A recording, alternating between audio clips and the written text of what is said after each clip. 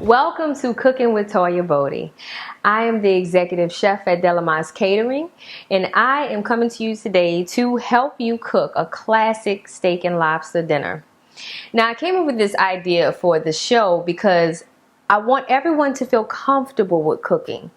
I want you to be able to take anything that you see in a restaurant and bring it home to your plate and impress your families and friends and new dates and husbands and wives. So let's start with the cook time for this. The cook time for this meal, well, the prep time first, is 10 to 15 minutes and the cook time is 25 to 30. Now let's take a look at the ingredients that we'll be working with today.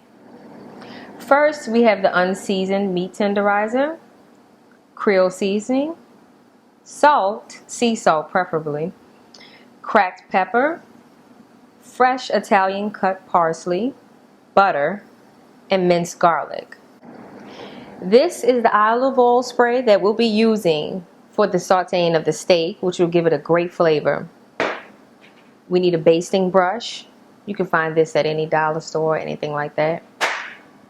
We need tongs to handle the lobster and the asparagus if it's too hot. We need a fork, and we need a clean pair of scissors in order to cut the lobster tail. I have a fresh lobster tail that I got from a regular grocery store. I have sirloin steaks, boneless, and I have fresh asparagus spares that we'll be using also. I'm going to start with the steak. We're going to tenderize it and we're going to season it. Now, the tenderizer, that's really an option. Not everyone needs it, but in my opinion, it makes it foolproof. So you almost guaranteed a perfect steak each time. So what you'll do is you have to make sure that the meat is moist. The meat cannot be dry when you apply the tenderizer. And you start by taking a fork and poking holes all over the meat. And after you do that, you can take the tenderizer and make sure you get the unseasoned tenderizer because you don't want to season your meat twice. And that sprinkle will be enough, and you repeat the process on both sides. Okay, so after this step, we're going to move right on to the Creole seasoning. Now you can also use, there's also a brand that I really like a lot. It's the Montreal McCormick seasoning, this seasoning blend. You can just add that on if you like, but for this I'm going to use Creole seasoning. You can use any type. Which Creole seasoning, if you're not within an area that sells Creole seasoning, you can also use seasonal. It'll have the same exact effect. Alright. Put a little parsley on it. Just to add for some effect when you put it in the skillet. Give it a little color. And voila! You're ready for the skillet. Now that we're done with the steak, we're going to prep the butter for the asparagus and the lobster. We're going to be using garlic, salt, pepper, and I melted the half a stick of butter on 45 seconds. And that should bring it to a nice simmer to make it nice and thick and creamy. We don't want to overcook the butter and burn it. So we're going to take a tablespoon and maybe, let's say a half of garlic, minced garlic, a full pinch like this of black pepper, a full pinch like this of salt. You can just use this, mix it around, and now we are ready to prep the asparagus and the lobster. The next step is preparing the lobster. We're going to take the scissors gently ease the scissors up this back portion and cut just like so. It's just that simple. Don't be afraid. Stop right here. Now you're going to remove the scissors. And for this part, I want you to come a little closer so you can see exactly what I'm going to do with this lobster meat. Here's a close-up on the lobster. I cut it directly down the middle all the way. You see that? That's about 1 inch from the tip of the tail. And this is where you can get a butter knife and you have to separate the meat from the shell. And it's okay, you might have to get a little aggressive with some parts. You go underneath, you get all the way through here, and in the middle there's usually a vein, but I removed it already. It's a vein, the same vein that's in the shrimp. And then you turn it over. You see the belly, you go underneath, throw the knife all the way through. Don't be afraid. You won't hurt anything at all. And this separates the meat so you can pull it apart. You can see the gap. Let's put this knife down. And now we're going to make it look really beautiful. Pull the meat out above the shell. Sit it right on top. There we go. And that's how you prep that. You see how it looks? There we go. Now that we've prepped the lobster, I have a prepped pan already. Now this is just a tiny sheet pan with a little roasting rack on top. Or you can use the roasting racks that come with the oven that you have with the sheet pan underneath. You can use that as well. But I like to leave it lifted and elevated so you can have that circulation of the heat going all the way through everything. That helps it cook faster. So we're going to move the lobster over here onto this one. Make sure it's spread out nice and pretty.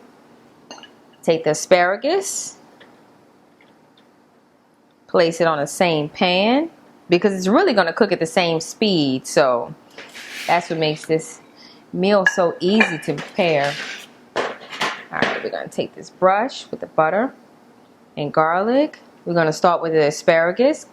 You always want to start with the vegetables first if you're going to be basting something, or either use 2 different brushes. But if you're not going to use 2 different brushes, use one brush, but use put the butter on the vegetables first, because you don't want to have a cross contamination issue happening, meaning seafood on the vegetables. So we're going to brush them with butter like this. And with the asparagus, we're going to sprinkle a little bit extra salt and pepper at the end, just for taste. And now this is the fun part. This is going to cook up and taste so beautiful when it's done.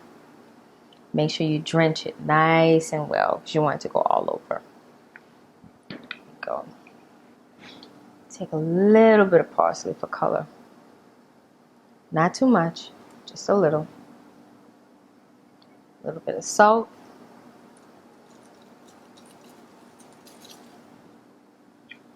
A little bit of pepper to top it off. My oven is preheated at 400. And it's going to bake for about 22 to 25 minutes. You'll be able to tell when it's done because the ends will no longer be translucent. It'll be completely white meat. And that's the perfect timing for a lobster, because you don't want it to overcook or be undercooked, because overcooked means it's rubber. Undercooked, raw. You don't want that. So now we're going to put this in the oven for 22 to 25 minutes. Now we're on to the steak.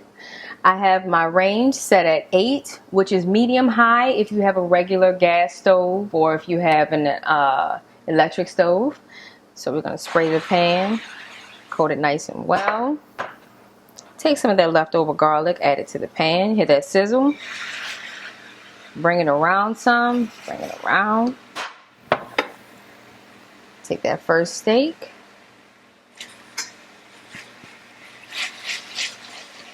Plop it on there. You want to brown on both sides to get a really good, beautiful color. And that olive oil will give you a great color each time. Now, just turn the meat over just to see how it's doing. Make sure the garlic is evenly distributed. You see you're starting to get some color. You want to continue to flip it like every 2-3 minutes or so, just so you can keep it cooking at an even point on each side, because you don't want to over dry or overcook the steak. You don't want it to be dry. You want it to be, I would say, not pink, but partially pink in the middle, because that's where all the flavor is. The juices come out when it gets to that point. So now you get into a good sizzle. Check the other side. Look, it's starting to get more color already. Now that your steak is done, don't be afraid to cut the steak. If you cut the steak, it's no problem. Just cut it in an inconspicuous spot where no one will notice, so you can check to see the dump point of the steak. And you're going to take the asparagus. And always when you're plating something, you want it to be beautiful. You want someone to be excited about eating it. You never just want to throw it on a plate. Make sure you get it nice and neat. You take your lobster, find the best side, right here, just like so. Finish your touches, move that off the plate. Spin it around like so. There you go. Now that we're done, this is our classic steak and lobster dinner with asparagus spares. Thank you for watching the show. Don't forget to follow us on Facebook, Instagram, and Twitter, or you can just visit the site at delamazcatering.com.